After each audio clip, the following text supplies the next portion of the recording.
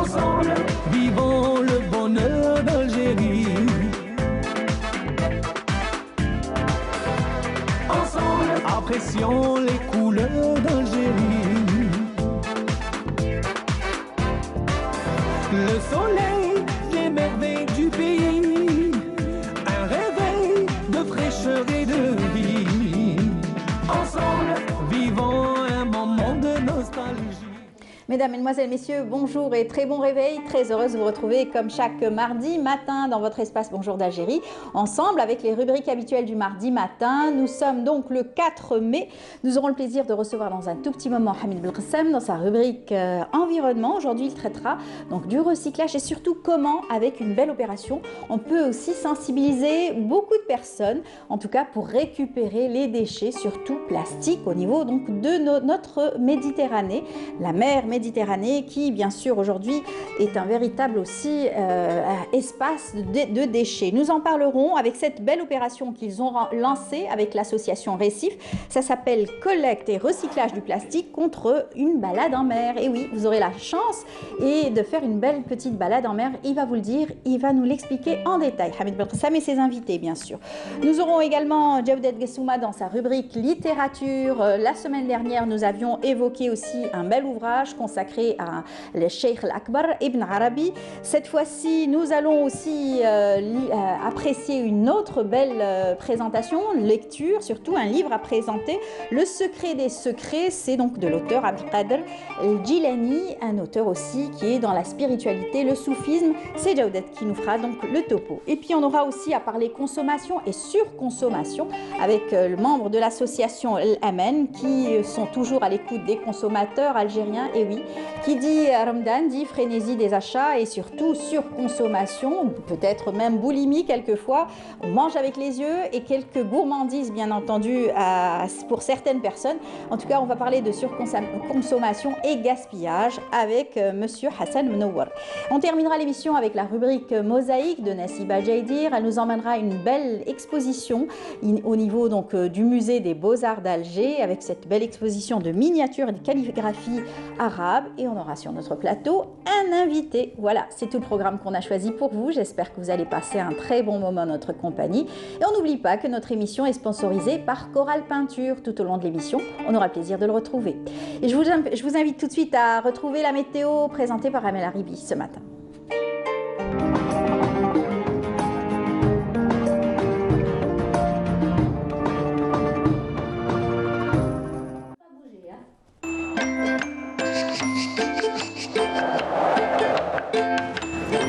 La météo vous est présentée par Mobilis. Mobilis, أينما كنتم. Elle est en forme, elle est là, comme nous tous ce matin. On essaye en tout cas de l'être. On essaye. Alors, justement, on va parler donc de ce BMS spécial qui prendra effet à 18h. Enfin, il se terminera à 18h ce soir. Inch'Allah, oui. Il y a eu quand même des inondations. Des pluies assez marquées, oui, vers l'intérieur. Et mauvaises nouvelles aussi. Oui, Il y a eu donc des dégâts matériels et ouais, surtout perte en vie humaine dans certaines régions inondées. Oui.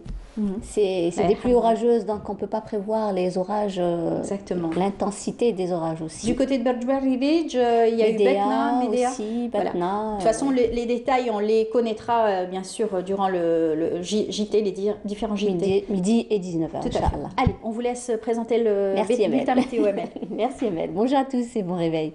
Eh bien pour aujourd'hui, le ciel sera marqué par des passages nuageux sur pratiquement l'ensemble des régions nord, parfois assez denses, qui peuvent donner quelques pluies sur pratiquement l'ensemble des régions côtières, mais des pluies assez marquées avec des pluies orageuses sur l'intérieur ouest et centre. La moitié sud aussi connaîtra un ciel passagèrement nuageux vers le Sahara central, le Nord-Sahara et le Béchaoua avec quelques pluies qui prendront un caractère d'averse sur le Béchaoua. Donc soyez très prudents. Partout ailleurs, eh bien, le ciel restera partiellement voilé. Et à noter des secondes de sable vers le sud-ouest et le Sahara central. Les températures durant cet après-midi, eh bien, Météo Algérie a prévu un minimum de 18 degrés du côté de Sétif, 20 degrés à Annaba, 23 à Alger, 25 à Tizi Ouzou, 22 Oran, Tlemcen, également Tiaret et Al Bayad, 23 degrés à Djelfa, 21 à Batna, au sud 32 degrés vers Biskra, également Gardaya, 28 à Béchar, 35 du côté d'Adrar, 36 à Tamanrasset, 44 à Ilizi, 45 Borj Beji Mourtar et 44 degrés à Ingzem. La mer aujourd'hui, eh bien, elle se montrera plutôt agitée sur les côtes ouest, mais peu agitée sur les côtes centre et est. Des vents souffleront entre 20 et 40 km/h sur les côtes ouest et centre et 10 à 30 km/h sur les côtes est de secteur nord-est. Et on termine ce bulletin avec l'éphéméride. Pour aujourd'hui, eh bien, le soleil se couchera vers 19h38 et pour davantage d'informations, vous avez les sites de Météo Algérie.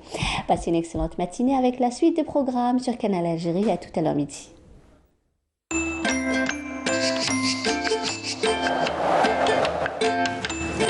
La météo vous est présentée par Mobilis. Mobilis, أينما كنتم. Voilà, vous savez tout sur les nouvelles du ciel grâce à Amel Aribi. Et puis tout à l'heure, on aura le plaisir de vous retrouver à midi et 19h. Bon, avec le décalage des 18 horaires heures. ramadan, je ne sais plus à quelle heure. 18 heures. On le donnera tout à l'heure. En tout cas, bonne journée à vous et puis merci beaucoup. C'est Faites moi. attention, donc soyez quand même prudents sur la route. Il Très est indispensable donc de faire très attention. Vous allez retrouver vos familles, c'est important. Soyez prudents sur la route. Voilà, merci beaucoup. Bonne journée. On vous laisse repartir avec une belle chanson. C'est le groupe Tinariwen. On vous emmène dans le sud du pays et puis on se retrouve juste après. J'espère que vous avez apprécié ces rythmes de bon matin pour bien vous réveiller. En tout cas, c'est l'avis de Djaoudet Gessouma. Il confirme, ça donne la pêche. Bonjour Djaoudet. Bonjour, ça Comment va? ça va? Oui, la Ça baisse, hamdanak. alhamdoulilah. Et Vous ça tenez va, le coup, là ça va? Oui, Les réveils jours, tôt, du réveil c'est un peu matin. fatigant, mais bon. J'imagine que vous planchez aussi En planche, beaucoup. on travaille, oui, on travaille le tôt soir. le matin, 8h30, très tard le soir justement, et on travaille le matin aussi, dans l'enseignement et tout, donc c'est assez... Il faut tenir le rythme. Eh bien, c'est ce que vous faites et vous allez donc présenter un bel ouvrage ce matin aux téléspectateurs. Oui. On continue sur notre lancée, Oui, on toujours continue dans la sur la lancée spiritualité. de la spiritualité, de Et- ces et personnes de- un peu qui ont qui ont marqué éclairé le monde, qui l'histoire, ont qui ont- marqué, oui, voilà. voilà, notre histoire musulmane et civilisationnelle, même la chrétienté et la judéité. Hein. Oui. C'est-à-dire que, par exemple, on va aujourd'hui évoquer un peu Abdelkader el-Jilani, et qui a beaucoup touché Influencé. les chrétiens aussi. Oui. Il avait justement beaucoup d'orateurs chrétiens qui venaient l'écouter. Voilà, qui venaient écouter ses prêches et ses sermons. Et donc, voilà, donc, Abdelkader Jilani, là, on était un peu sur les Malikites, sur les Hanafites. Là, aujourd'hui, on va chez les Hanbalites. Ouais. Voilà, c'est Abdelkader Jilani est différent un peu des autres parce qu'il est Hanbalite et il est un peu, c'est-à-dire, il est dans l'orthodoxie quand même, et la tradition mahométaine. Parce que à partir du XIIe siècle, on est revenu en installant la charia, en installant des choses très claires, des préceptes très clairs et tout. Donc il y a une nouvelle vision. C'est-à-dire avant le XIIe siècle, les ascètes soufis étaient des personnes isolées, c'était des personnes qui On en avait peur aussi. surtout. voilà.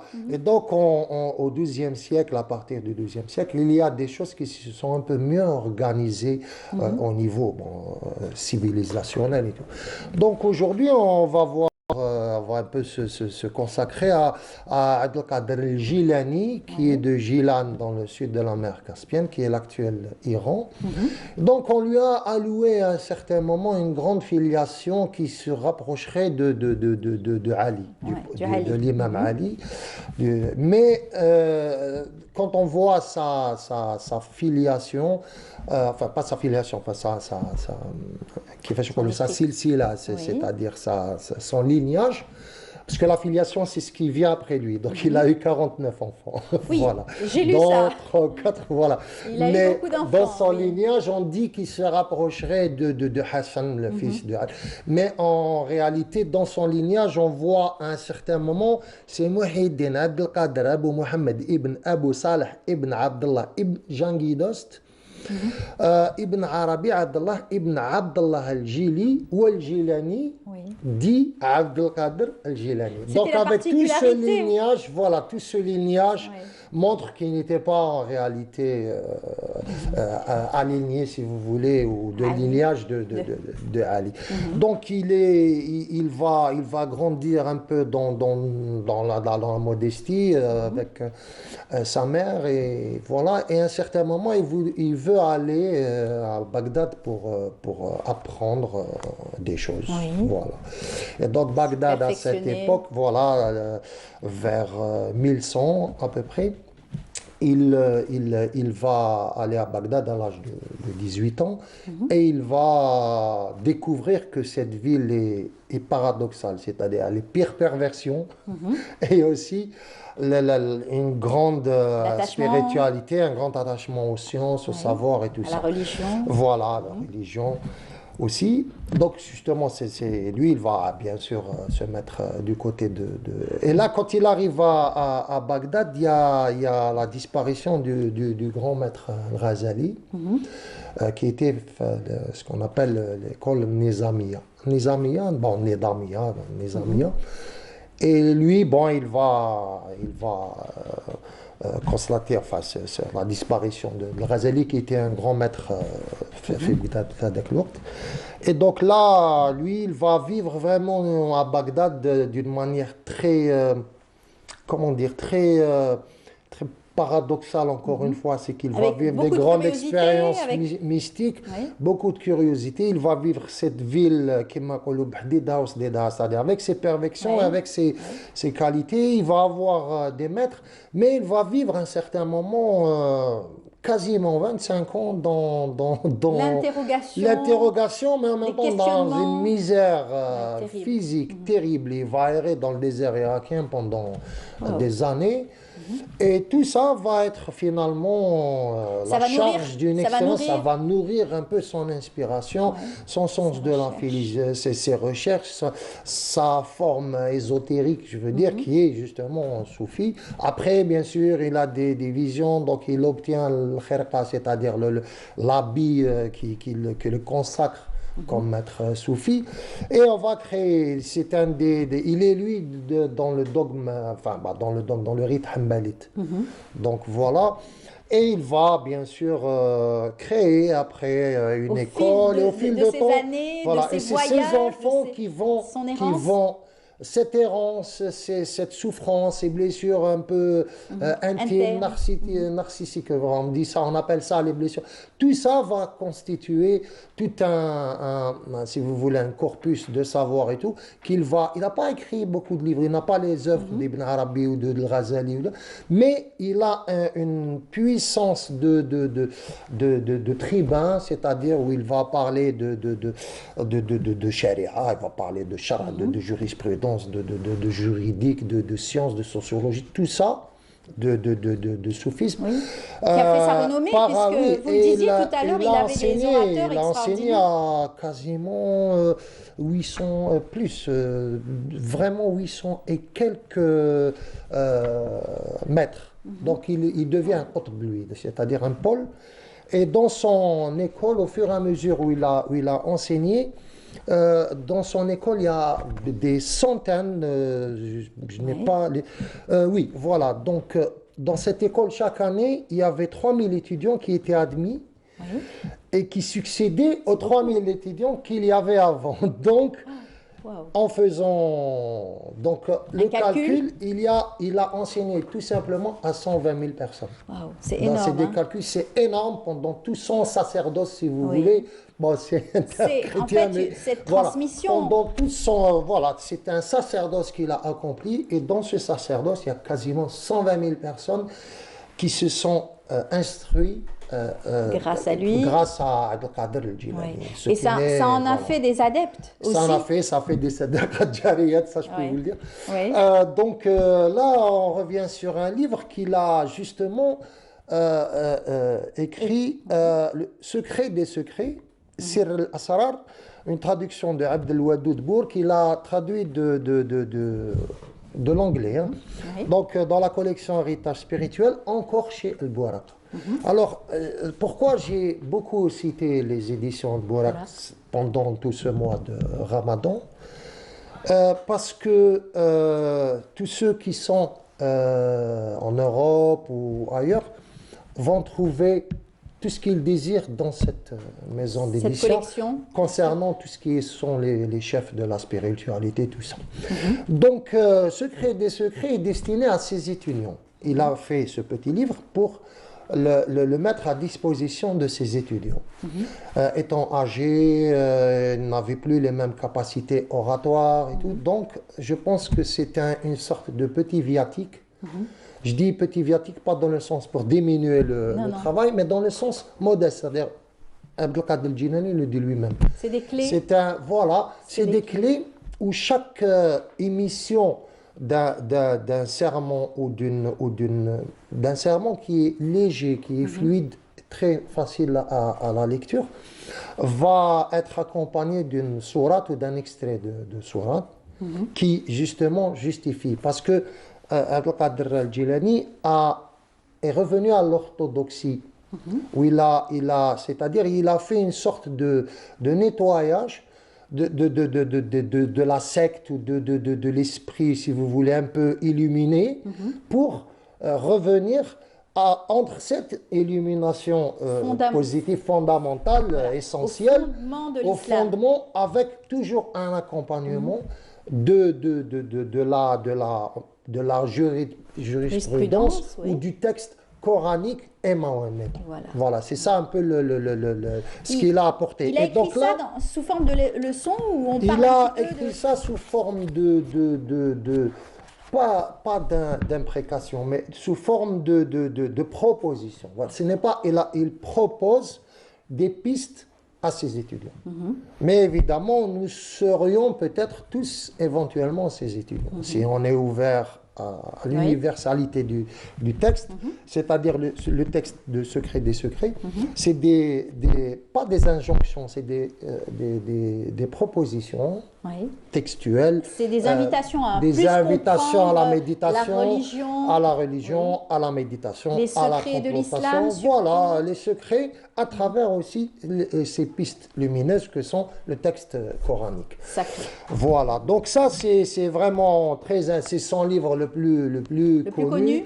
Voilà, le plus connu et le traduit, plus... vous me l'avez dit déjà. Traduit déjà, voilà, et donc disponible en français, en arabe, tout ça. En anglais. Et donc en anglais, évidemment. Et donc très intéressant à découvrir. Donc Abdelkader El-Jilani, Secret des secrets, traduction de Abdelwadoud Bour dans la collection Héritage spirituel. Les éditions, voilà. Donc là aussi, il y a une petite pépite aussi, voilà, une petite perle qu'on trouve comme ça dans des... c'est aux éditions Hibr et c'est un petit ouvrage, mais condensé d'une manière formidable, magnifique, où on a un petit livre de poche, 350 dinars à mettre n'importe où, à offrir vraiment à tout le monde.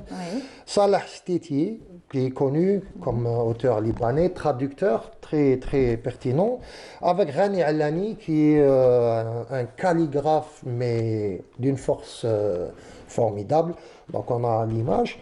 Et après c'est donc Rabia du feu et de feu et de larmes. Donc tout ce paradoxe qui fait que Rabia al-Adawiya, qui est une grande soufie, très spirituelle, très peu de femmes ont été considérées comme des maîtres soufis par leur savoir, leur lumière, leur émanation vraiment, et leur élévation, leur émanation d'énergie et leur élévation.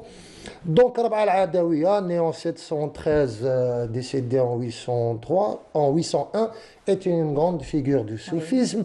Donc rayonnement, personnalité de feu et de glace. Parce qu'elle Comment, en si peu de temps, on arrive à résumer toute cette et donc personnalité? Là, voilà, Rabia de feu et de larmes a été décrite dans ce livre par Salah Stiti, pardon. Mais la particularité de ce livre paru chez Hibr, c'est que la biographie et l'introduction sont installées, mais il y a 14 poèmes reconnus de Rabia al-Adawiya qui sont ici cités. Et donc Rabia al-Adawiya, nous, on a l'impression, par exemple, El-Jilani, le livre a été divisé en 24 parties. Oui. Chaque partie est un petit chapitre qui évoque une partie des choses. Et en même temps, c'est donc les 24 heures de la... C'est-à-dire que c'est une adaptation C'est aussi à la choisi, c'est nature, réfléchi. à la nature des choses. La lune, le soleil, surtout la lune, sont des éléments Oui. de l'islamité. Toutes ces choses-là. Bon, et donc, Arba'a al-Adawiya, il y a aussi un aspect qui démystifie d'une manière, c'est-à-dire allègre, d'une manière souple, Arba'a al-Adawiya. C'est une femme qui avait beaucoup d'humour. Oui. Et Donc, c'est ça la force voilà. justement de C'était l'auteur, sa c'est force. de connaître une autre Voilà. facette donc, C'est de de cette connaître une personnalité. facette. Elle était très poétesse. Donc on a 14 poèmes qui sont identifiés comme étant de son appartenance. Et peut-être qu'il y en avait plus, mais c'est les seuls qui sont... Très bien. Donc c'est un petit livre assez précieux. Oui. Bon, Qu'on vous le trouve trouverez dans les bonnes partout, librairies. partout vous le Parfait. trouverez. Très Voilà, bien. donc Beau choix. moi je parle trop, il faut m'interrompre. Quand, Très beau choix, Djaoudet. Merci beaucoup. Merci à vous. Et j'espère que le téléspectateur apprécie Oui, à bien chaque, sûr, avec chaque plaisir. semaine, Je chaque pense mardi que- matin, avec ces propositions de lecture. que nous qui proposons sont- avec plaisir. Voilà. Hein, c'est un partage. Très bien. Merci beaucoup, Djaoudet. À la semaine prochaine, Inch'Allah. Bonne journée. Merci à vous Ça aussi. sera longue, votre Oui, journée. une réunion en perspective. Et... Voilà, bon courage en tout cas. On continue avec donc ces penseurs et ceux qui ont marqué notre histoire. Cette fois-ci, un reportage signé Sabrina Khlifi qui s'est intéressée à la personnalité d'Ibn Hazm al-Andalusi.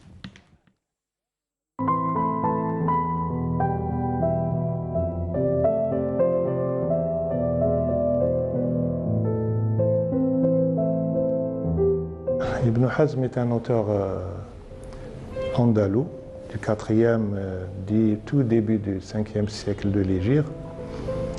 En fait, c'est un jurisconsulte, un traditionniste, c'est un muhaddith بالعربية, et aussi un usuli, c'est-à-dire un spécialiste des fondements de la charia, des fondements de la loi. Quand il a écrit ce livre, Tawq al-Hamama fi al-Ulfati wal-Ullaf, Tawq al-Hamama, le collier de la colombe. Dans notre arabe vernaculaire algérien, on dit al-Wulf. Al-Wulf, c'est al-Ulfa. Wal-Ullaf, ce sont les gens qui sont amoureux par une vie commune, ma'ashara ila khayr. Donc, pourquoi il a choisi ce nom, Tawq al-Hamama? Pourquoi al-Hamama? Parce que la colombe, c'est le messager entre les amoureux. Dans la littérature arabe, pré-islamique et islamique, on cite beaucoup la colombe comme c'est le messager entre l'ahibba. Ibn Hazm était quelqu'un, quand il écrivait, on voyait l'organisation. Déjà, son esprit, c'est un esprit bien fait, même quand il écrit dans le fiqh, au solfège, tout est vraiment, c'est quelqu'un d'organisé. Et son traité, il est très très bien fait. En fait, il parle de la définition de l'amour, mahiyatul ishq. Et puis, il parle des états de l'amour, etc. Je peux vous dire, par exemple, déjà dans son préambule, hein, il a commencé par faire des petites remarques qu'il a confirmées avec son khatima, le dernier chapitre, où il parle, faites attention, quand je parle de l'amour, je parle de l'amour pieux, de l'amour et non pas de tout ce qui peut être contraire à la morale. Donc, dès le départ, il dit que en quoi consiste son livre. Et c'est un traité ou un épître sur l'amour. Il y a, je vais vous lire un peu, Sifatul Hub, comme dans les caractéristiques de l'amour. Ma'ani, c'est facettes, on peut dire ça. Asbabuhu, quelles sont les causes de l'amour, comment on tombe amoureux. A'raduhu, comment on connaît les symptômes de l'amour, que quelqu'un est amoureux ou pas. Et ce qui se passe pendant l'amour, quand quelqu'un est amoureux. Voilà. il y consacre 30 chapitres. 30 chapitres. Donc 10 sur les fondements de l'amour, usul al-hubb. Et après, il va parler, par exemple, du messager, des gens qui épient les amoureux, l'udhal, et les gens qui les critiquent. Il va parler aussi des sentiments qui révèlent l'amour ou qui révèlent la fin de l'amour. متى تشتفي نفس أضر بها الوجد وتصقب دار قد طوى أهلها البعد وعهدي بهند وهي جارة بيتنا وأقرب من هند لطالبها الهند بلى إن في قرب الديار لراحة كما يمسك الظمآن أن يدنو الورد. Il faut savoir que dans la langue arabe et dans la culture islamique en général, il y a beaucoup de textes, de traités spécifiques sur l'amour. Et non pas seulement de chapitres sur l'amour comme par exemple celui de Ihya Ulumuddin al-Ghazali, al-Hujjat al-Islam al-Ghazali, où il a un très beau chapitre sur l'amour, qui a d'ailleurs été traduit avant et plusieurs fois. Je crois qu'il y a eu même une édition au niveau de l'Asnad à l'époque.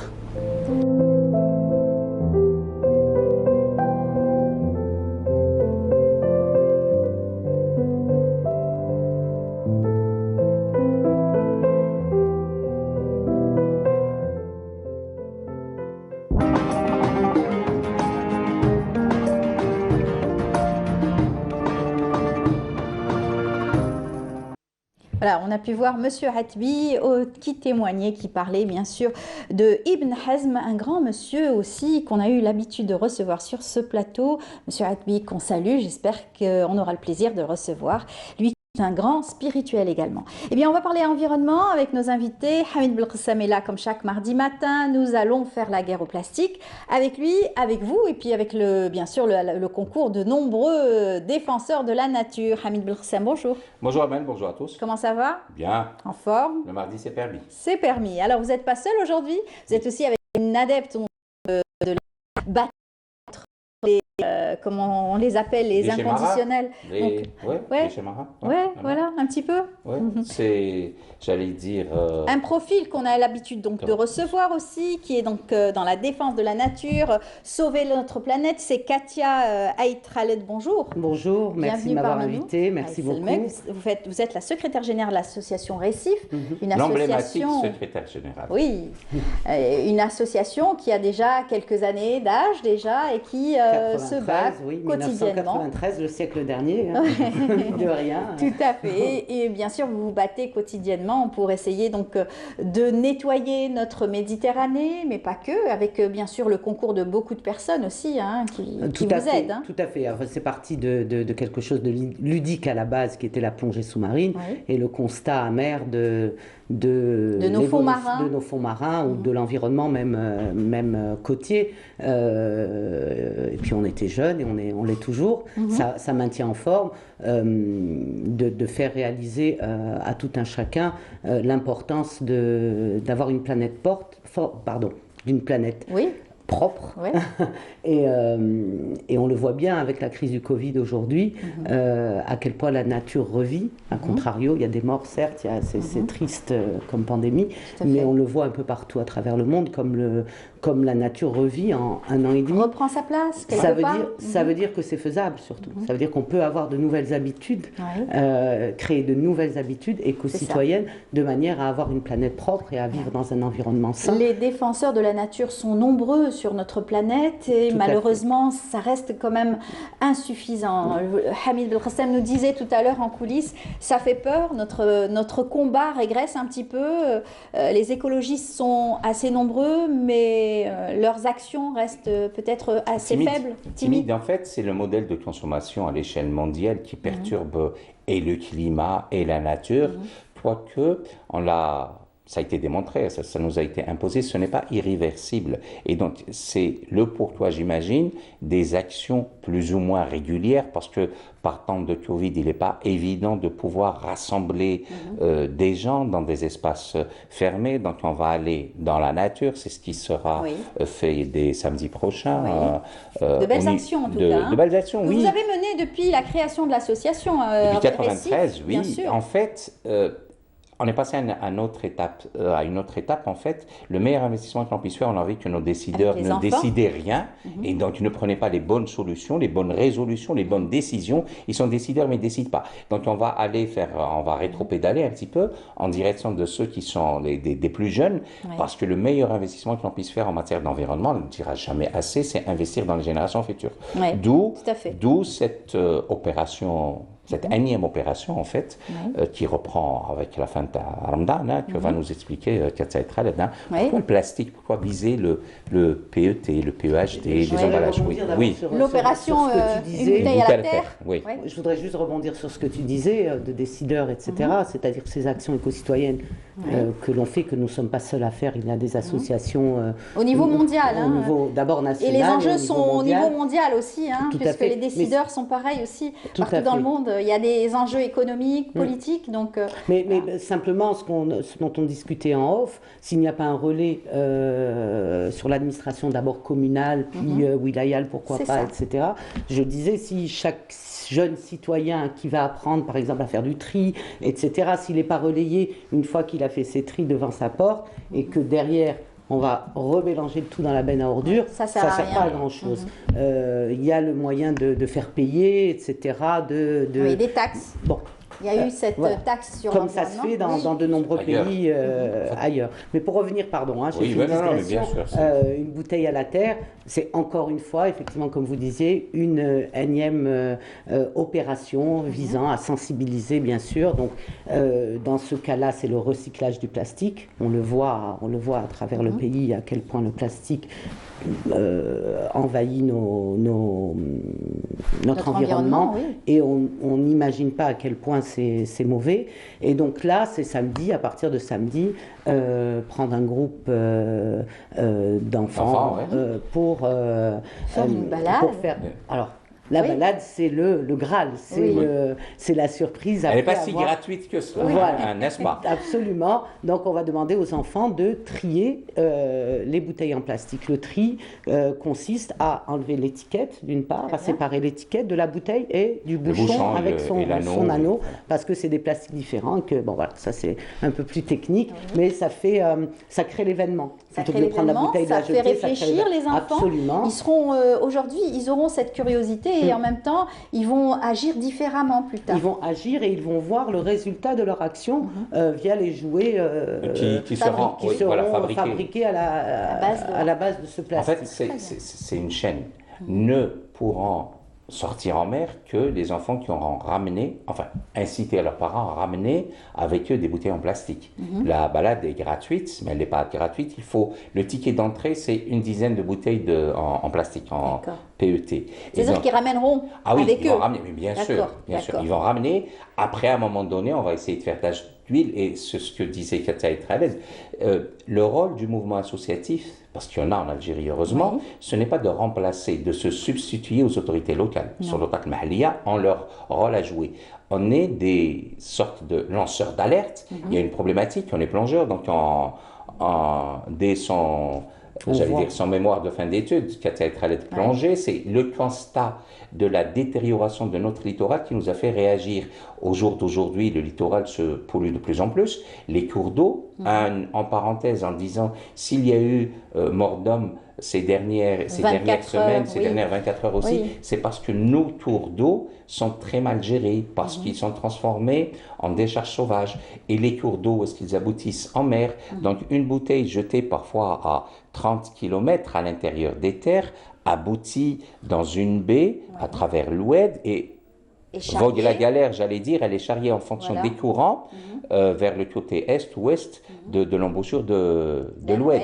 Et donc, si on donne une valeur marchande à ce produit qui est la bouteille en PET, la valeur marchande, c'est quoi? C'est la balade en mer. Ça veut dire que les enfants vont ils seront très contents de faire une première balade. Ils vont devoir aussi vouloir aller une deuxième fois. Donc, ils vont chez eux faire le tri, récupérer. Et le but du jeu, c'est essayer aussi de récupérer les bouteilles de la voisine, du voisin, du dessous. Et à ce moment-là, voilà, et ainsi de suite. C'est ça le principe de l'opération. Très beau concept, parce qu'on a vu aussi d'autres grandes marques faire la même chose avec des chaussures. Voilà. Des chaussures de sport. Des chaussures de sport. Il faut donner une seconde vie au produit et il faut donner une valeur à un déchet. Les Allemands, ils l'ont compris dès là, c'est un pays leader en termes de recyclage d'environnement. On ne peut éliminer un produit, un déchet, on ne peut éliminer un déchet qu'en lui donnant une valeur marchande. Donc voilà. Et l'événement aura lieu où ? Alors, à Tamenfust, Aix-la-Pérouse, samedi. Oui, samedi matin. Donc, c'est chaque samedi. Ça va être chaque samedi. Jusqu'au 1er novembre. En fait, c'est assez long quand même. Les dates emblématiques, c'est... Voilà. Il y aura que des enfants Les adultes, non, c'est ouvert à tout le monde. Non. D'accord. Je pourrais faire mon propre tri moi-même et venir faire une balade avec vous. Ce sera un autre tarif ML. Ah, d'accord. Le tarif enfant, c'est 10 bouteilles. Et nous, on n'a pas plus. encore déterminé. C'est minimum 3 fois plus. D'accord, ok. D'accord. Après peut-être qu'on se fera assister par des huissiers de justice pour essayer de... On est en train de réfléchir à des formes d'interquartiers. Peut-être que les gens qui vont ramener plus de bouteilles au niveau des quartiers auront droit à beaucoup plus qu'une balade en mer, un baptême de plongée, voire un stage de plongée, faire peut-être de la photographie sous-marine, et ainsi de suite. En fait, c'est des initiatives, en tout cas. C'est des incitations à récupérer chaque bouteille récupérée, valorisée, va servir à fabriquer un jouet qu'on va distribuer à des enfants, surtout ceux qui sont hospitalisés, mais pas que.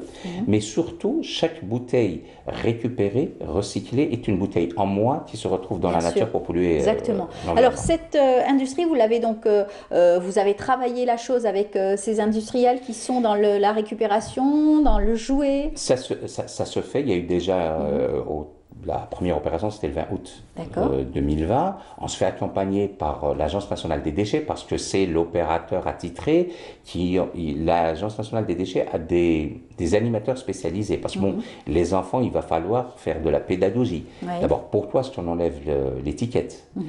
C'est pour valoriser le plastique aussi. Parce que mélanger les deux parties, bon, c'est un petit peu technique, Katia ne voulait pas en parler, mais le bouchon, c'est du polyéthylène haute densité, c'est du PEHD. Le corps de la bouteille, c'est du PET. Ça ne se mélange pas. On ne peut pas broyer le tout. Donc, il va y avoir, c'est pour ça qu'on invite les gens à venir, pour mieux comprendre, cet atelier en prenant les distances nécessaires, parce qu'on sera en plein air, donc pas de risque. La distanciation sociale, c'est impératif de le rappeler, bien sûr. Et pour voir toute la chaîne. On va commencer, comme l'a expliqué Katia, à enlever l'étiquette, ensuite le bouchon, ensuite l'anneau, ensuite on va broyer le PET pour, à la fin, voir de l'autre côté les jouets fabriqués avec ce que nous avons, ce qui fait que la boucle est bouclée. On viendra voir tout cela de plus près, avec vos équipes. Si je peux me permettre, je me souviens d'une des opérations Éboueurs de la mer où on avait tenté, quand tu parlais de valeur marchande, on avait tenté... ça remonte, ça fait... de faire acheter, créer la micro-entreprise pour les jeunes, pour les inciter c'était en 2004. À récupérer tout ce qui était plastique et à le revendre, on prend une valeur marchande, à le revendre, ça pouvait créer un pécule, ça pouvait créer... Et on peut imaginer, c'est peut-être une utopie, mais qu'au niveau du quartier, au niveau du quartier, enfin c'est vraiment pas que le plastique, oui, c'est tout. Cette fois-ci, on vise le plastique, le carton, vous savez, c'est par milliards de dinars, c'est la perte du non-traitement des déchets, de la non-valorisation des déchets, c'est par milliards de dinars chaque année que Dieu fait. C'est énorme. Non seulement on perd de l'argent, mais on ne crée pas d'emploi et de la richesse des entreprises qui peuvent à leur tour contribuer à la fiscalité locale. Et donc c'est ça l'économie circulaire. On n'est pas dedans parce que les décideurs qui pensent à l'avenir n'ont pas encore vu le jour parce qu'on les a pas encore sensibilisés. D'où le but de cette journée. C'est ça qu'on disait tout à l'heure, les futurs décideurs. Tout à fait, les écologistes sont nombreux à travers le monde. On a vu la petite qui est donc en Norvège. Oui, la petite, on a oublié son nom. Je je regarde Greta, voilà. Et il y a aussi Jane Fonda qui se bat bec et ongle aux États-Unis, elle qui veut une planète propre. Vous savez, et contre son gouvernement. Et tous les millions d'autres qui, dans des petits pays, moi je pense particulièrement à un pays qui est leader, dont on en parle très rarement, sauf si pour tout ce qui est guerre. Le Rwanda est devenu pays leader en matière de gestion du plastique, tout simplement parce que le président de la République a chaussé ses bottes, il est descendu dans la rue pour faire des opérations de nettoyage, suivi par tout son gouvernement. Ils ont fini par interdire le plastique. Le plastique, le Rwanda est le premier pays africain à avoir interdit le plastique. Ils sont leaders. Leur niveau de vie est incomparable avec les Algériens. Nous avons le plus grand des territoires, nous avons de la richesse. Si on n'arrive pas à gérer le plastique, c'est quand même, il y a quelque chose qui ne va pas. Encore une fois, il faut investir sur cette jeunesse et ces jeunes qui sont très sensibles aujourd'hui à tout ce qui les entoure, en matière surtout de protection de l'environnement, n'est-ce pas? Et je pense que le mois de Ramadan est propice à cette sensibilisation quand on voit le nombre de poubelles qui augmente et le nombre de déchets. La surconsommation, on va en parler dans un moment d'ailleurs avec notre prochain invité. Oui. Et à propos c'est peut-être un clin d'œil à tous ceux et toutes celles qui font de la politique. Il va y avoir des législatives le 12 juin. Peut-être qu'on va appeler aux gens à voter ou à ne voter que pour ceux qui ont une bonne partie environnement dans leur programme électoral. Pourquoi pas? Voilà. Ça fera un net. Voilà. C'est un autre débat. C'est un autre débat. On aura ce débat. Exactement. En tout cas, on rappelle que l'opération a déjà commencé et que des enfants sont déjà sortis. Oui, n'est-ce pas, déjà. Avec samedi 1er mai. Oui. D'accord. Récif. Ça s'est bien passé. Ça s'est bien passé. Bon, même si la météo n'est pas très sympatoche. Elle le sera, j'espère, le samedi 1er. Et puis, il y a la saison estivale qui se profile. Autant l'agrémenter. J'espère que la pandémie va cesser et que, bien sûr, on aura moins de Et vous allez ramener combien de bouteilles en PET ce samedi? J'essaierai peut-être le match, celle des voisins et des tontons et des tatas. Oui, voilà. Merci beaucoup, Hamid. À la semaine prochaine pour cette thématique, en tout cas très intéressante. Et merci à vous, Katia Aït-Khaled. Je rappelle que vous êtes la secrétaire générale de l'association Récif.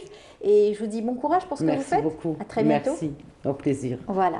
On continue notre émission. Je vous invite tout de suite à suivre ce reportage. C'est un reportage signé Sophia Chouban qui nous fait donc voyager à travers les mets de notre cuisine algérienne. Cette fois-ci, elle a décidé de nous faire découvrir les pains, les brioches et bien d'autres choses qui se rapportent bien sûr à la viennoiserie peut-être. En tout cas, c'est un livre. Elle a travaillé sur le livre de Madame Bouhriya de la cuisine algérienne. Regardez, on se retrouve juste après.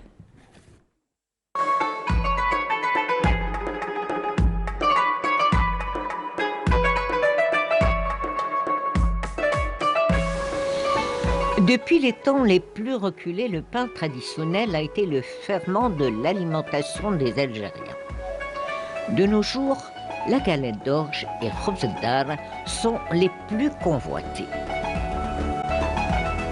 Durant toute l'année, la richesse céréalière est abondante, ce qui incite les ménagères à concocter à leur manière des produits maison avec une touche propre à leur goût. Ces derniers temps, on assiste au retour d'une ancienne habitude alimentaire, celle de goûter à des brioches sucrées après le ftour. Quant au khobz soltani, la mouna, sa composition calorifique en protéines végétales, est excellente pour la santé. Les crêpes épaisses, appelées communément brir, sont un délice après un repas copieux. Mais dans certaines régions du pays, on les accompagne de miel. Les carrés de pâte feuilletée frits msemmen sont très prisés quand ils sont saupoudrés de sucre glace ou tartinés de miel. Les crêpes très minces, rfis, se dégustent tantôt avec une boisson chaude, tantôt en plat sucré, tout comme sponge ou galette feuilletée. Le prochain rendez-vous culinaire sera dédié aux conserves salées et sucrées. Bon appétit!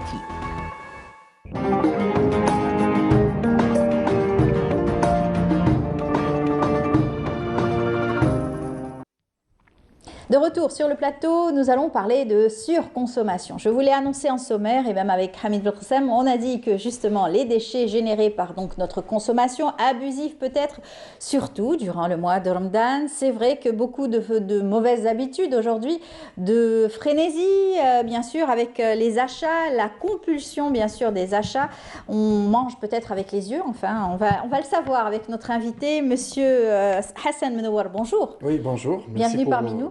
Oui, merci d'abord de m'avoir invité et puis de me permettre aussi de m'exprimer sur ce problème, cette grande problématique de surconsommation et de consommation anarchique, je dirais, pendant le mois du Ramadan, le mois sacré. Le mois sacré, le mois béni, c'est un mois donc de spiritualité, d'évocation de Dieu et bien sûr de sagesse, bien sûr, et de bonnes pratiques, on va dire. Mais on voit un petit peu le contraire, surtout dans la consommation donc, des Algériens. Vous êtes à la tête de cette association, vous êtes membre de cette association, l'association L'Amen, vous êtes le président et ça fait donc, vous me disiez, vous êtes dans cette défense du consommateur depuis 2011, vous avez rejoint l'association en 2014 et puis depuis, ça fait 7 pratiquement Ramadan que vous vivez. Mais ça fait beaucoup plus de Ramadan qu'on observait nos problèmes. D'ailleurs, c'est ce qui m'a induit ou ce qui m'a poussé à travailler dans ce domaine de protection des consommateurs. Il est toujours question de travailler, de faire un travail pour améliorer ce cadre de consommation parce qu'on consomme très mal, on n'a pas de culture de consommation. Mais ce qui nous fait un petit peu mal, et puis surtout cette année, c'est qu'on n'a pas vu le sursaut qualitatif qu'on attendait dans les comportements de consommation. Il y a quand même, on a observé beaucoup de dépassements. Beaucoup de dépassements, que ce soit des consommateurs ou des commerçants, opérateurs économiques. Bien sûr aussi, je ne pourrais pas ne pas parler du contrôle qui n'a pas été très efficace. Donc c'est ça qui a laissé un petit peu faire tout ça. C'est vrai que quand on voit à Ramadan, c'est vrai que c'est le mois aussi de tous les excès parce que bien sûr les industriels, les producteurs mettent peut-être plus l'accent durant ce mois pour avoir plus de produits sur le marché, plus de tentations aussi. Oui, sans oublier le matraquage publicitaire qu'on est en train de subir. Ça devient infernal, ça devient trop... je dirais, ça fait trop de mal maintenant parce que vous savez, l'Algérien moyen, quand il voit une publicité sur une chaîne de télévision, il considère que ce produit est conforme et que c'est officiel, donc pour lui, il peut en consommer à volonté. Les sherbets notamment. Oui, malheureusement. Sortes de sherbets aujourd'hui. Malheureusement, c'est des produits qui sont tous nocifs. Je le dis et je le redis et j'assume mes responsabilités parce que c'est des produits qui sont soit surchargés de sucre, de matière grasse. Acide citrique. Acide citrique, bien sûr. De toute manière, voilà. Donc, et ça va à l'encontre du travail qu'on fait, nous, les associations des consommateurs. Nous, on est en train d'appeler, on a toujours appelé à ce que le mois du Ramadan devienne un mois où on consomme moins. C'est un mois qui a été prévu par Dieu subhanahu wa ta'ala pour justement revoir notre système de consommation, faire reposer notre organisme, se purifier de tout ce qui est un jeûne prouvé scientifiquement aussi par bon nombre de médecins et scientifiques en disant que c'est justement l'occasion de nettoyer son organisme. Parce que normalement, on est les premiers concernés par ce jeûne sanitaire, je dirais. Parce que tous les 11 mois, on mange partout, on mange n'importe quoi et n'importe comment. Donc il y a ce mois pour faire reposer notre organisme, se revoir, se purifier, faire diminuer son poids, revoir sa santé, faire un peu d'exercice, parce qu'on a un peu de temps en plus. Donc, mais malheureusement, et faire aussi des économies. Des économies, parce que normalement, on fait beaucoup d'économies pendant le Ramadan. Eh bien, c'est le contraire, parce qu'on a toujours prouvé que finalement, le porte-monnaie donc, du consommateur devait avoir un lourd fardeau durant ce mois. Beaucoup faisaient des économies justement pour le Ramadan. Mais il y a quand même des familles qui font des économies. J'en connais beaucoup. Moi-même, je fais des économies pendant le Ramadan. Donc, j'arrive à gagner jusqu'à 30%. Vous avez lancé une opération justement pour faire des économies, pour apprendre aux consommateurs à tenir peut-être un carnet. À tenir tout un tableau pour la gestion, du budget familial à l'année et spécialement pour le mois de Ramadan. Et aussi essayer de gagner de l'argent pour faire face aux autres je dirais, célébrations, aux autres fêtes religieuses comme Eid al-Adha. On aurait Et on est dans l'obligation de se préparer pour le mouton de l'Aïd, qui fait partie de notre religion. Donc, Ramadan, c'est pour faire des économies, faire face à Eid al-Fitr, faire face à Eid al-Adha, faire face à la rentrée sociale, rentrée scolaire. Donc, normalement, c'est ça. Donc, c'est ce qu'on voulait. Bon, je dirais qu'il y a beaucoup de familles qui ont bien marché avec nous, alhamdoulilah. Mais il y en a encore, un nombre qui continue à dépenser et dépenser gravement. Parce qu'il y a aussi la problématique aussi d'avoir donc plusieurs salaires dans une seule famille. Surtout, donc chacun achète de son côté, et ce qui fait que ça c'est une perte flagrante aussi. Surtout plusieurs responsables d'achat. Voilà. Parce que pendant le Ramadan, c'est tout le monde qui se met à acheter. Et d'ailleurs, c'est pour cela qu'on est en train de vivre la grande problématique du gaspillage. Chose qui est contraire carrément au précepte de la religion, et surtout pendant le Ramadan. Donc, c'est pendant le Ramadan, on est obligé, on est censé être plus proche de Dieu, faire que de bonnes choses. On fait quelque chose de très grave et on devient même, entre guillemets, frère au diable. Parce que. Donc, il y a des contradictions, mais malheureusement, cette année, c'est pour ça que je suis un petit peu comme ça frustré, c'est qu'on gaspille toujours beaucoup. Vous avez, je l'ai dit tout à l'heure, c'est votre 7e Ramadan dans l'association, et vous avez fait cet amer constat. C'est-à-dire que chaque année, c'est de plus en plus important, Oui, malheureusement, surtout point de vue d'abord surconsommation, point de vue santé, parce que les médecins nous disent toujours qu'à la fin du Ramadan, il y a toujours un surplus de malades diabétiques d'abord, l'hypertension et l'obésité. Voilà, donc ça, c'est dû à la surconsommation des sucres, des matières grasses, des protéines animales aussi, parce qu'on en mange beaucoup. Vous imaginez des familles qui mangent tous les jours de la viande et dans 3 plats différents. Alors, ça fait beaucoup. Et beaucoup de boissons. Donc, ça, c'est les producteurs qui le disent, parce qu'ils arrivent à liquider beaucoup de boissons boissons sucrées, je dirais pas, boissons sucrées. Et soda, oui, pendant le Ramadan. Il y a aussi le pain.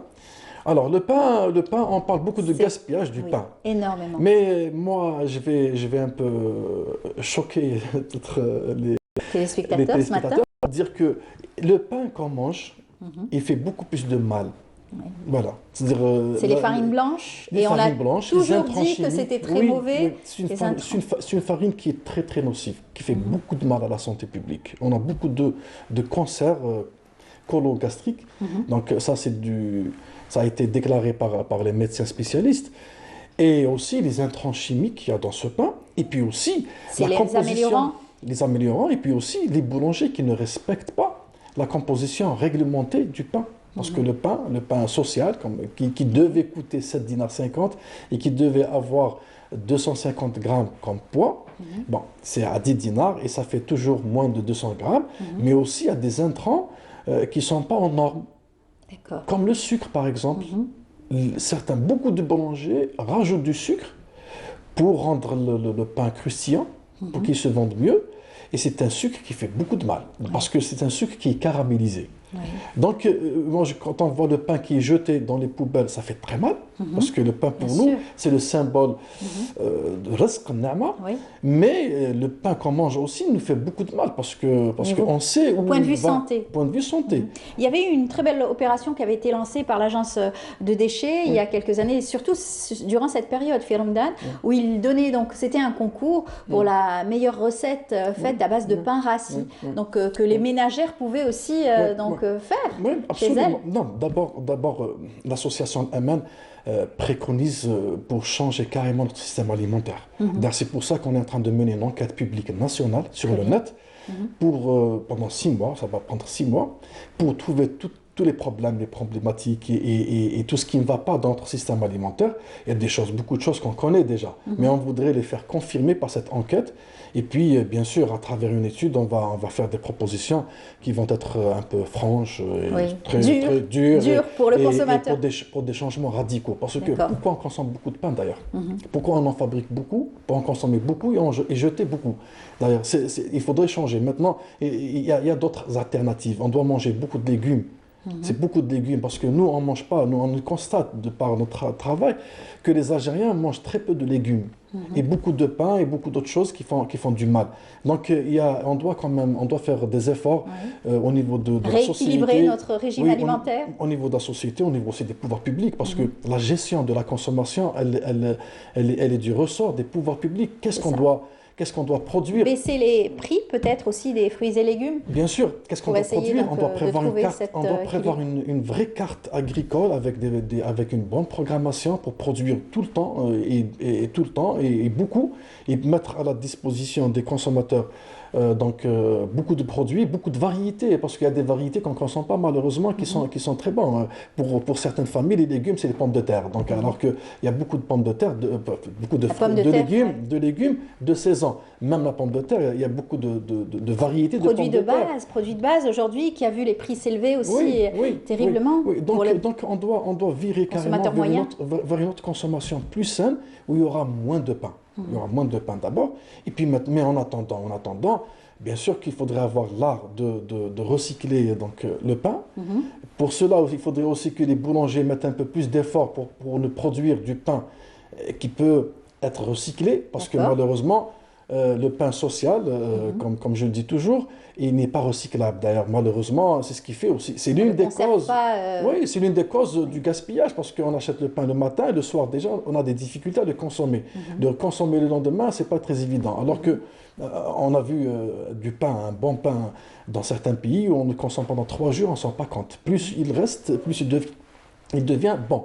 Donc il y a beaucoup d'efforts à faire en attendant qu'il y ait ce grand changement dans Vous parliez tout à l'heure aussi de la surconsommation de sucre. C'est vrai que cette frénésie aussi, on se rue sur les gâteaux, qalbellouz, labia, un petit peu le soir. Et c'est de tradition, mais quelques personnes en font les frais. On en a fait des traditions, mais vous savez, on peut changer les traditions. C'est ça. Goûter, c'est pas venu ni dans le Coran, ni dans la Sunna. Donc on peut se passer de tout ça. On peut changer. On peut changer.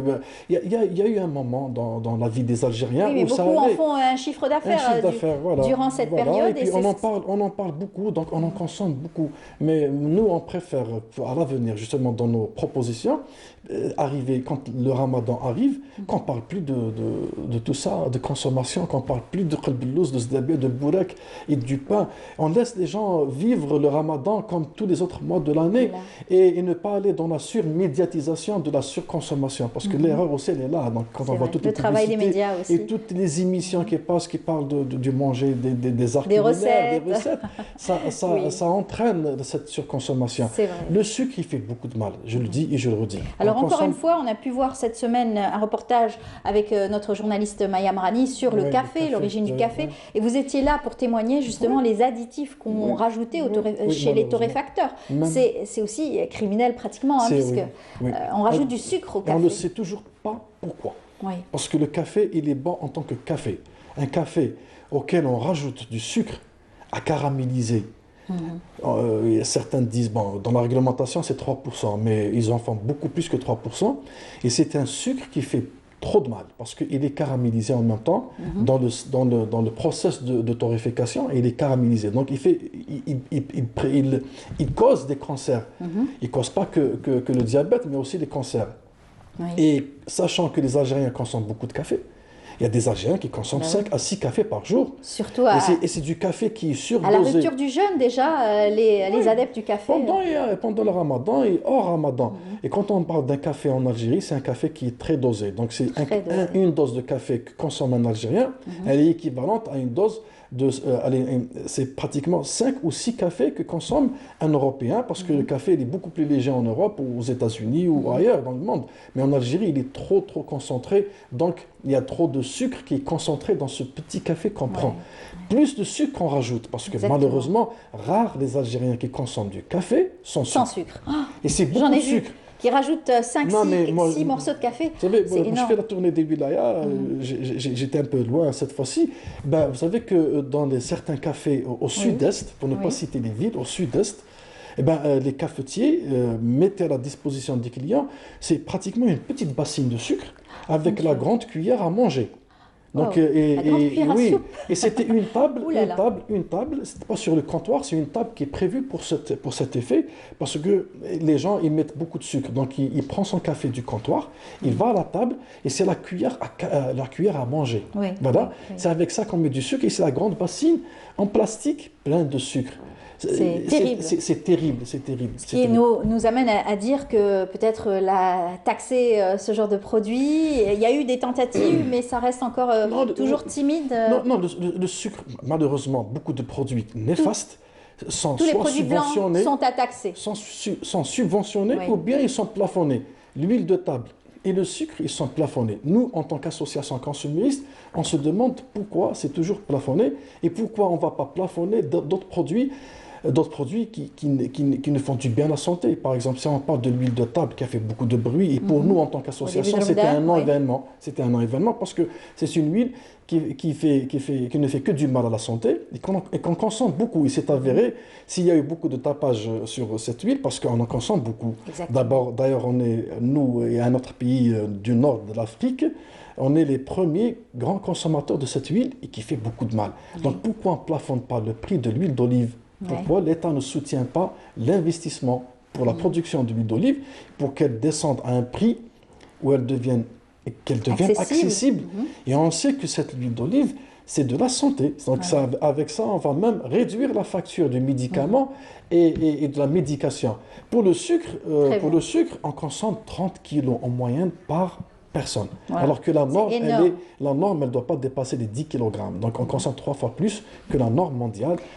Malheureusement. Peut-être que cette dernière semaine va essayer donc de changer la donne, mais on est mal parti, on va dire, non, mais on fait pour les consommateurs. Il y a des gens qui nous suivent de jour en jour, on leur dit, il reste encore quelques jours, essayez d'être très très serein, essayez de résister, de faire de la résistance chez vous à la maison, à table. Bien sûr, et c'est possible. D'abord pour ne pas gaspiller votre santé, ne pas gaspiller les aliments.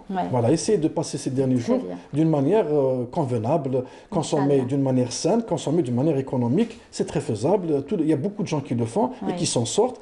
Et aussi, il faudrait travailler pour réduire son poids pendant ce Ramadan. Voilà, c'est excellent. En tout cas, pour ces conseils, merci beaucoup, Monsieur Hassan Nawar. Je rappelle que vous êtes le président de l'association L'Amen.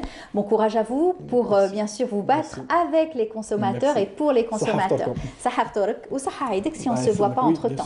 Voilà, on continue notre programme. Je vous invite à suivre ce reportage portrait qu'a réalisé pour nous notre journaliste Samia Bouharou. Elle a fait donc le portrait du calligraphe Abdelkader Boumela. Donc elle a adoré ce portrait et surtout cette découverte. Regardez, on se retrouve juste après.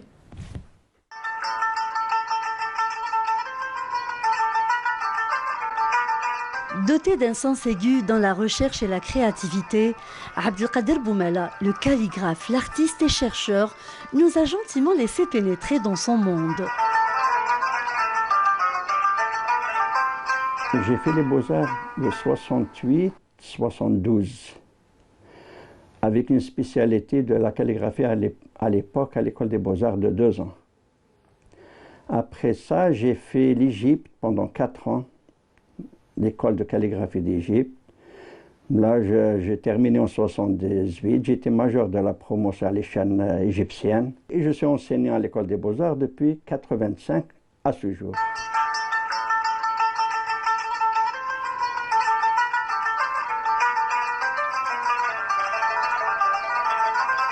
J'étais élève de Ben Dabbar, de Temmam, de Ghanem, de Chérifi. C'est les élèves de Omar Rassim et de Mohamed Rassim. Qu'ils étaient mes enseignants, pour les arts islamiques, bien sûr. Derrière sa modestie, sa discrétion, se cache un grand talent. Et c'est ici, dans ce petit coin, qu'il respire l'art. Ici, tout a une âme. Les lettres, les mots, les versets coraniques, les couleurs, la noblesse de l'or fusionnent pour nous raconter la passion de cet artiste.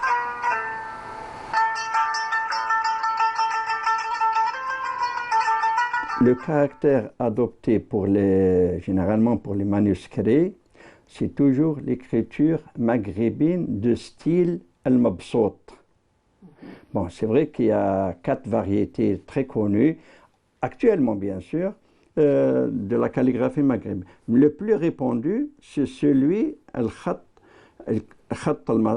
al-mabsout. C'est l'écriture d'un style qu'on appelle le koufi fatimide. Le koufi fatimide a été développé chez les Fatimides. Il y a du graphisme. Donc le texte, il existe, mais on ne le voit pas. C'est-à-dire, wa, elle est là, ouelma, wama, elle est là. Le blanc, wama.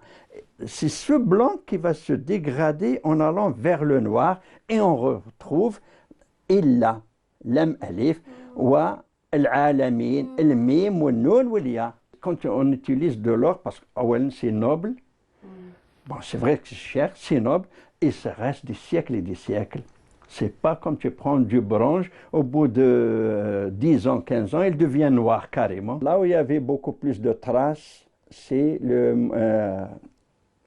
la coupole du monument. C'est la mienne. J'ai fait la calligraphie, c'est la mienne.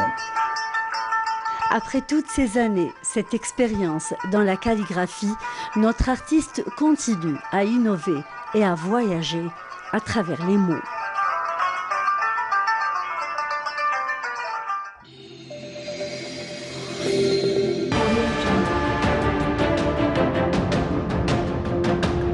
Enfin, une peinture algérienne aux normes internationales. Tous vos besoins en peinture intérieure, peinture métal, préparation de support ou peinture extérieure, choisissez Coral Peinture. Coral Peinture, c'est l'IMA à faire.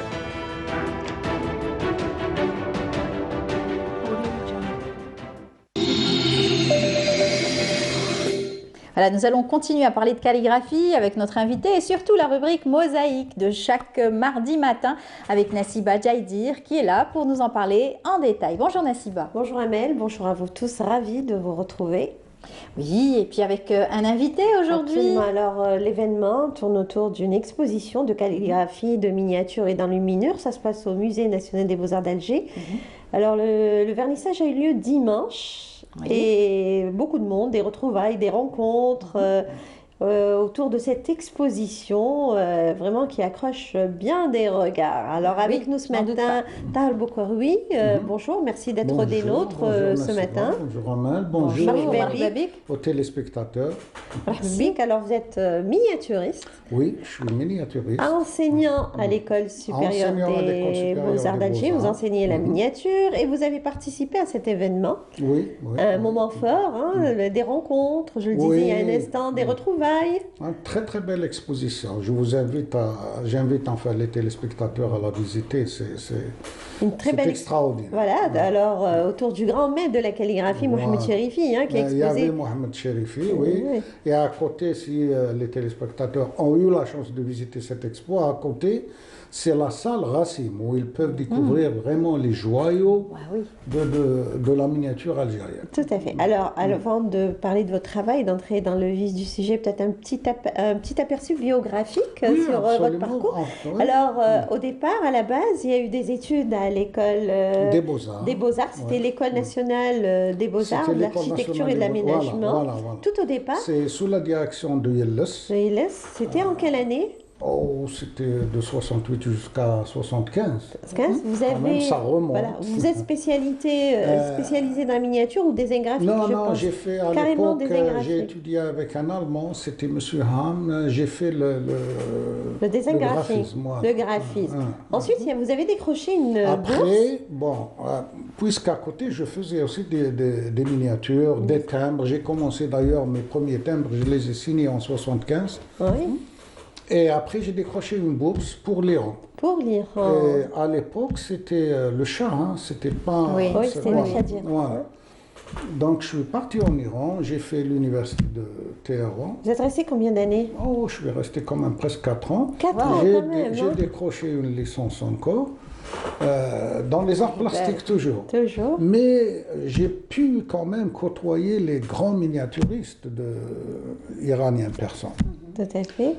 Je suis retourné, j'ai rejoint encore les Beaux-Arts où j'ai donné des cours, j'étais chef de département avec Asla. Asla, Après, bon, le destin, voilà.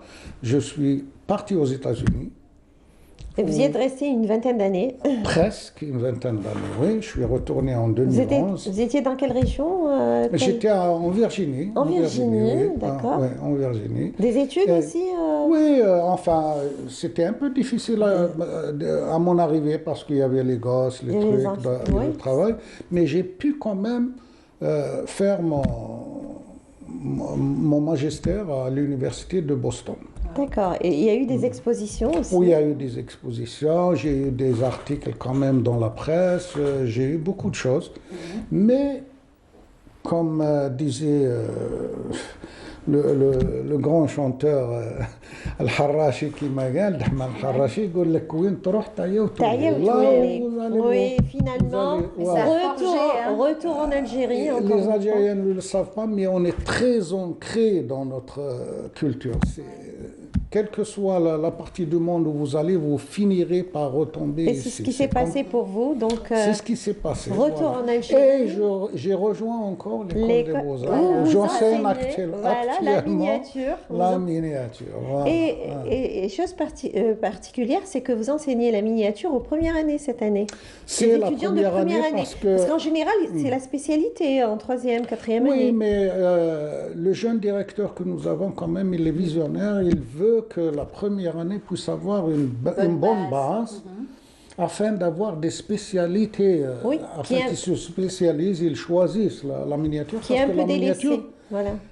Enfin, tous les arts appliqués sont un peu délaissés, il faut dire la vérité. Et ce qui se passe, c'est que, c'est Firmdan ou lors du mois du patrimoine ou le mois sacré du Ramadan, on dit tiens, on va organiser une exposition.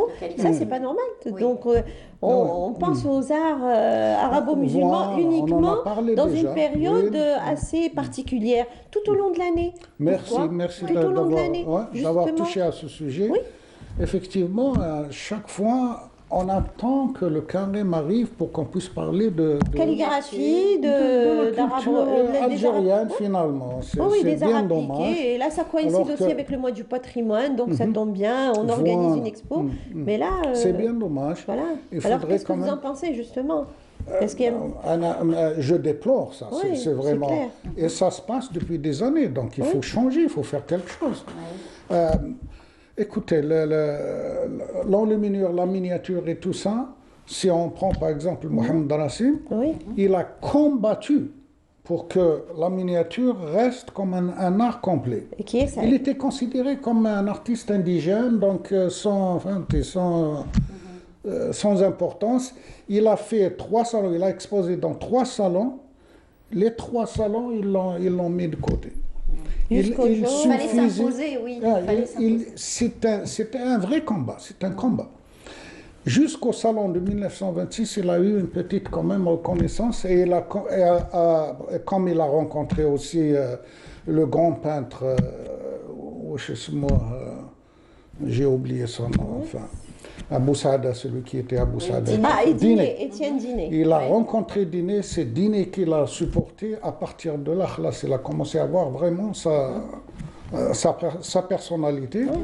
Il a apporté puis il a fait école, Racine. Oui, parce que les colons, qu'est-ce qu'ils essaient? Ils essaient de vous dépersonnaliser. Ça veut dire qu'ils essayent à tout prix... Changer la culture, votre culture. Il faut que vous changez votre culture, c'est la peinture à chevalet. C'est tout le combat, justement, de ces artistes qui ont, bien sûr, réussi à s'imposer. Merci par leur culture. Merci de l'avoir dit. Finalement, pour moi, Anna, c'est une manière de militer intellectuellement. Oui, par son art, avec son art. Il était seul. Et imaginez, il naviguait dans une...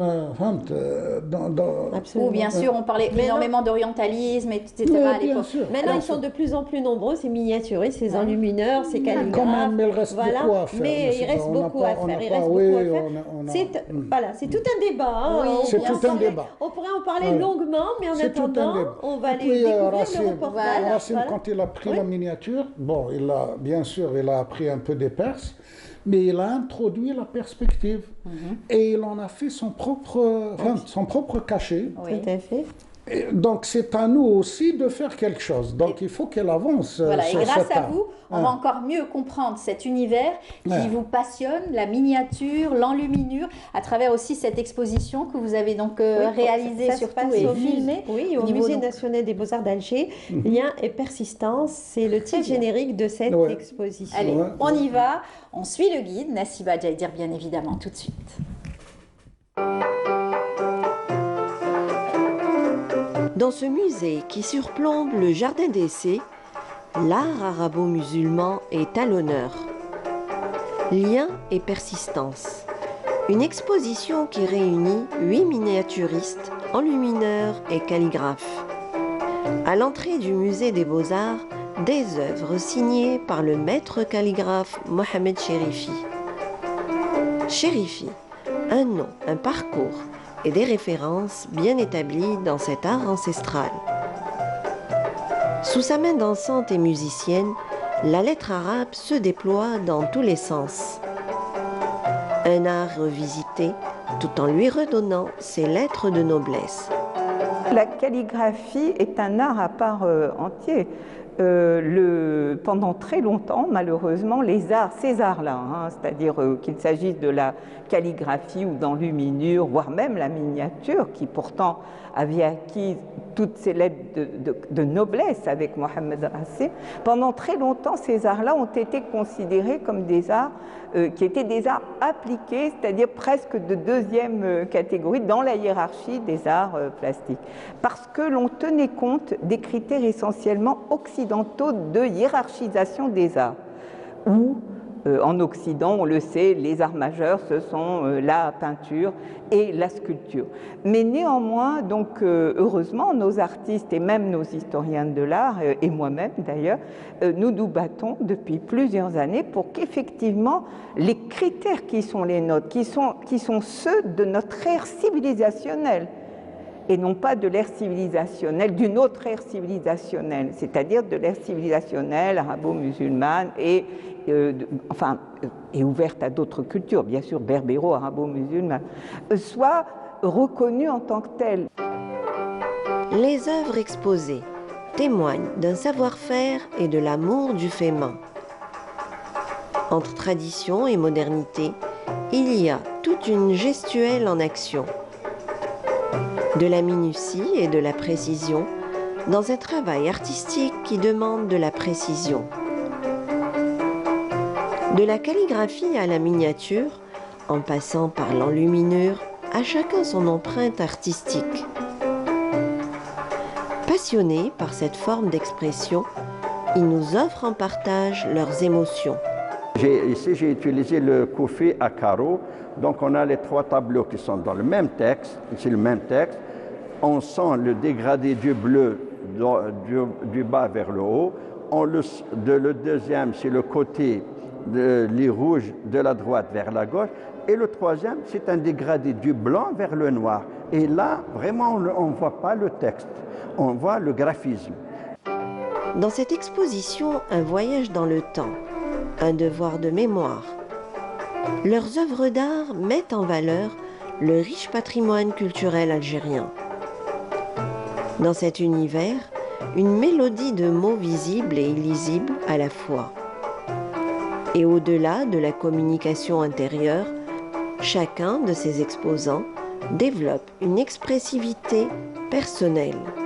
On est en train de faire quelque chose de moderne. Il faut sortir quand même de l'ancien cadre. On ne peut pas rester tout le temps dans l'ancienne miniature.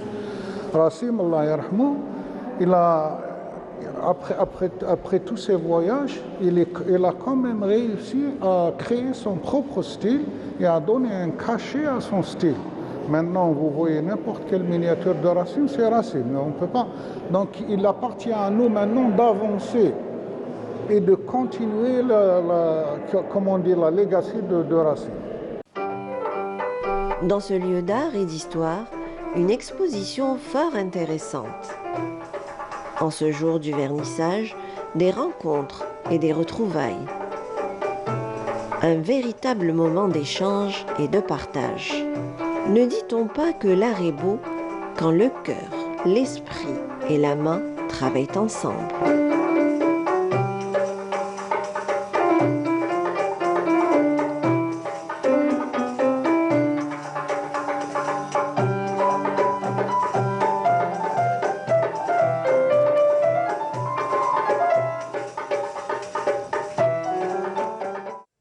Voilà, une très belle exposition dans un très beau musée. Oui, vous aurez la chance donc de la découvrir entièrement, n'est-ce pas? Une belle Nasiba exposition qui va durer jusqu'à la fin mai.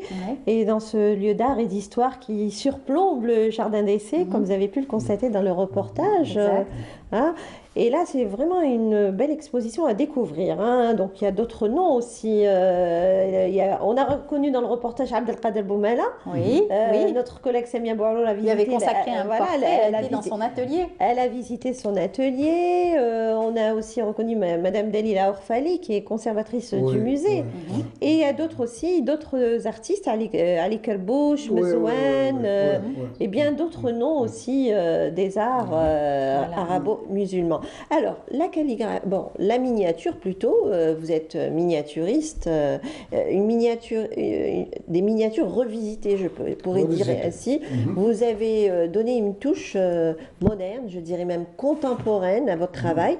On va peut-être voir défiler d'autres images, d'autres travaux qu'on n'a pas eu l'occasion de voir dans le reportage, mais vous nous avez ramené ce matin des images.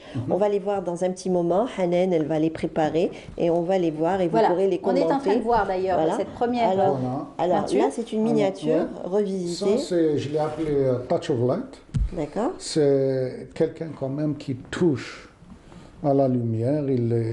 Vous voyez bien sa main, il y a un très grand oiseau d'espoir thématique. Oui, voilà. tout à fait. Vous voyez bien, c'est complètement différent des miniatures classiques. Là, complètement différent. Il y a de l'audace. Je suis beaucoup plus intéressé par le mouvement. Le mouvement, la gestuelle, voilà, et vous introduisez aussi d'autres matériaux, vous n'êtes pas dans la miniature classique. Voilà, alors là, vous l'avez intitulé. Ça, c'est The Other Side of Me, ça veut dire l'autre face de moi-même.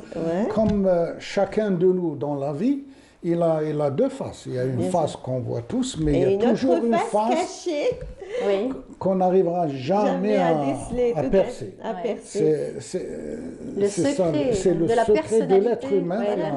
C'est un petit peu votre univers, c'est l'univers intérieur que vous extériorisez. Là, on voit notre miniature.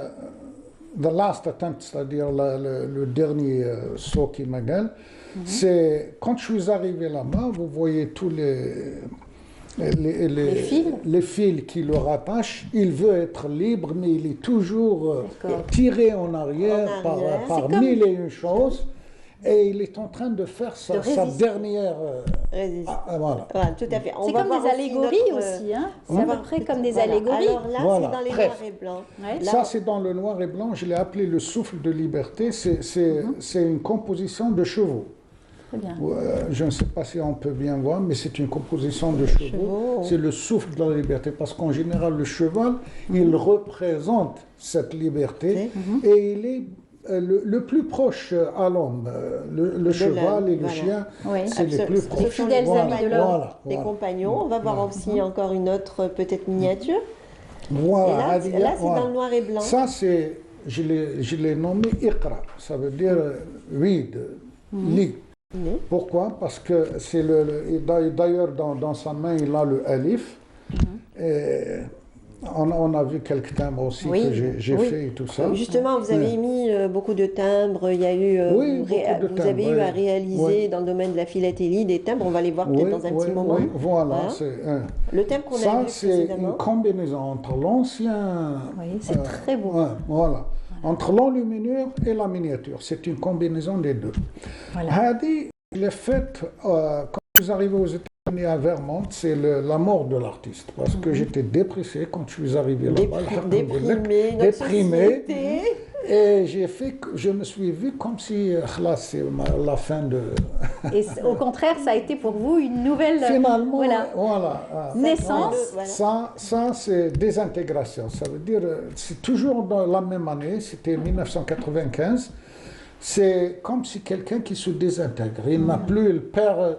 Quand j'étais là-bas, j'ai perdu ma culture, ma personnalité, tu vois, je me suis retrouvé dans un monde... C'était important de pouvoir revenir à ses sources. Et vous avez eu à exposer toutes ces miniatures? Ah oui, je les ai exposées, j'ai eu un très bon truc. D'ailleurs, j'en ai vendu quelques-uns, mais bon...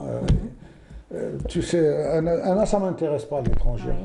C'est bien dommage, mais regardez, voilà, c'était un timbre que j'ai réalisé peut-être dans les années 80. C'est les bijoux des Aurès.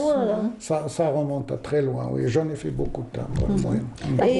Et vos œuvres, donc, elles sont présentes dans les musées, dans les galeries, dans des collections privées, un peu partout. Le problème de la miniature, c'est quand vous réalisez une miniature, c'est dans 1 mois, 2 mois, peut-être 3 mois pour la finir. Après, vous la vendez. Vous ne pouvez pas réunir un nombre important pour faire votre propre. C'est vrai. C'est très difficile. C'est très difficile. Ça demande beaucoup de précision, de minutie. Il faut avoir un bon sens de l'observation, beaucoup de rigueur dans le travail, j'imagine. Non, comme j'ai présenté un ami miniature, c'est juste pour dire à mes étudiants, il faut vraiment travailler, vous pouvez faire quelque chose. En tout cas, on a été ravis de vous avoir reçu ce matin. Je vous remercie. Un grand monsieur donc, de la miniature, un grand artiste algérien de la miniature ici, algérienne. Et puis je suppose que vous allez insuffler toute cette passion à vos étudiants. Merci beaucoup, Nassiba. Merci Nassiba. Merci pour l'invitation. Je vous en prie, ça a été un grand plaisir que de vous recevoir ce matin dans l'émission Bonjour d'Algérie, et particulièrement dans la rubrique Mosaïque. Voilà. Alors, on rappelle. On est arrivé à la fin de l'émission, donc avec cette triste nouvelle qu'on doit aussi annoncer, notre collègue aussi, Fifi, notre coiffeuse, Allah yarhamha, est décédée. On a appris avec beaucoup de tristesse cette nouvelle. On présente toutes nos condoléances à sa famille et surtout, on se joint à toute cette famille de la télé, cette deuxième famille. Elle restera à jamais dans nos cœurs, dans notre mémoire. Oui, ce matin, on était vraiment bouleversés. Mais Harzi, Fifi, Linda, et bien sûr, on pense à toute sa famille et on présente nos condoléances encore une fois. Elle nous manquera énormément, qui était donc une personne